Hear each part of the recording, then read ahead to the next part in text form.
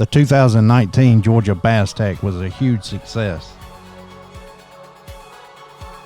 We crowned a champion with over 20 pounds of bass.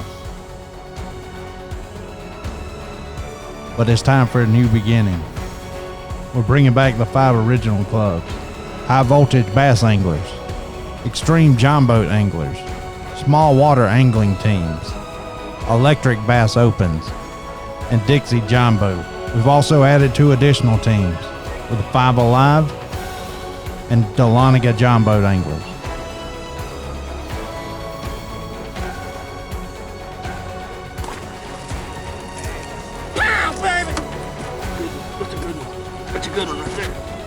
The top 4 finishing teams from these 7 clubs make up your Georgia Bass TEC field for the 2020 season. Time to get everything rolling, because November 14th will be on us before you know it.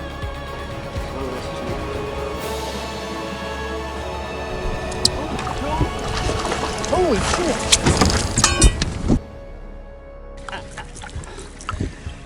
Be sure to subscribe so you don't miss any of the great coverage from Decked Out Jon Boats.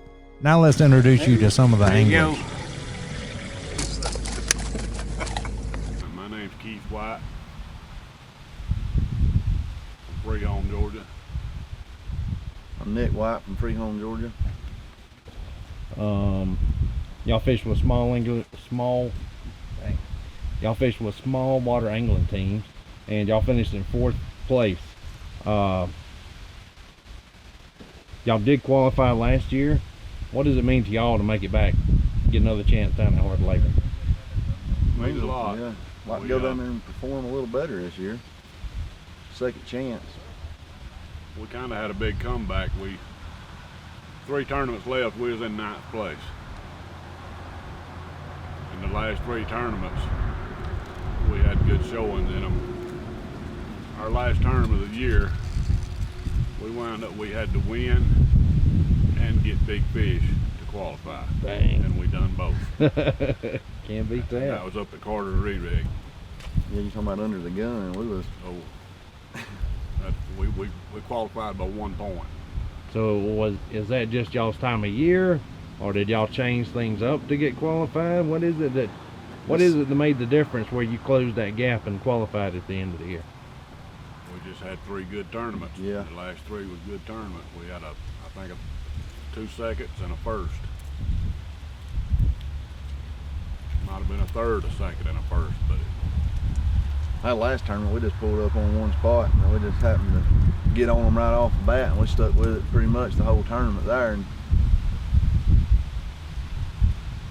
how'd y'all get into Jon Boat fishing? well, small water angler teams come about, and we started as soon as they did, and we've just been in it ever since. Just talked to some people that was going to get in it, and we joined in, and we've been fishing with them ever since. Have y'all ever been big bass boat, big lake fishermen, or always the... We had a bass boat one time, but we like this better. It just fits our style of fishing better. yeah. Especially for the money. Yeah. That's the biggest thing. Sure is. So we kind of touched on this a little bit, but if there was one memorable fish from the year, what would that fish be? Probably Maybe. be the 4.5 pounder Nick caught at Re-Rig that put us in here. Yeah. I had a feeling that was the one. Yeah. All right, so if you're looking to put a limit in the boat, what you go to bait? No, it's all good. Yeah, I'm big on throwing a chatterbait. Big I'm- worm. Yeah. I'm all over the place. I'll just, Whatever yeah, they bite. that's why he can stick with something, because I'm back there, I've got rods everywhere, and I'm casting 20 different lures, so I'm just all over the place. All right, so what if you need a kicker? You have a certain bait you go to try to catch a big fish? Different times of year, I'll try top water a lot, try to get a big one, if it's that time of the year, but Carolina rig. Big Carolina worm. rig. Ball and chain. Y'all said that the TEC last year is the only time you've been to Hard Labor. Yeah, that's the only time we've been down there. What do you think of the lake? That's a nice lake. And then, like he said, everything looks good. That's the hardest part of it. You start off, you can put your motor down and just start fishing right there, and you know everything looks good. I think that's what makes it. That's what made it tough for us, I should say. Yeah. For not ever going down there, and as soon as you put in, you're like, man, why is everybody going way over there? This looks good right here. And Yeah, you don't have to worry about looking for brush piles. no. No, you'll find them first cast. So what you guess in May for winning weight down there at the TEC? I said 20 last year. Yeah, that was pretty close. I'd say It's gonna be 20, it'd be there. 22. Yeah, it'd be there again, 20 pounds.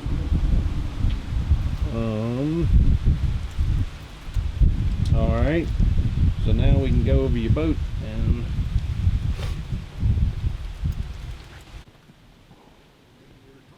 all right. Tell me about the boat you fish out of. Well, Chris Gayton and Mike Strickland built the boat, and we bought the boat from Chris Gayton, another member of the SWAT.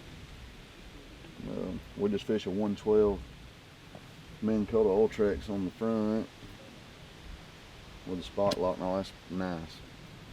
And then we just use Lowrance depth finders. It's all aluminum. You know, we got a 112 Minn Kota on the back. Does pretty good. I mean, as far as pushing wise, speed. What kind of speed do you get out of this boat? I think a little over 5. We don't never even really run the. About 5'8" to start out with, and then, you know, as the day progresses. Right now, not good because we got some batteries going bad. We're fishing some bad batteries out of it right now. We've done found one for sure bad up here. We've replaced it. We're working with the back ones now, and they're weak. Trying to get ready for the year. I've got to get new batteries for mine too. But you know, you get 3 or 4 years out of them, you can't. Right. You know, it's hard to complain about that. We're gonna start going with, I think, some interstate batteries. I don't even know. There's like Master Marine or Marine Master, I think is what Chris put in it. I think they're like 2017 batteries. Got some leaves in there. Then we use the Minn Kota onboard chargers. It makes things nice. Just plug in. Yeah. Not have to worry about a bunch of stuff, you know. You get back. Just Live wells under here. yes, live well here. We run oxygen bottles Yeah, we instead got- of aerator. Yeah, we got And I really like that.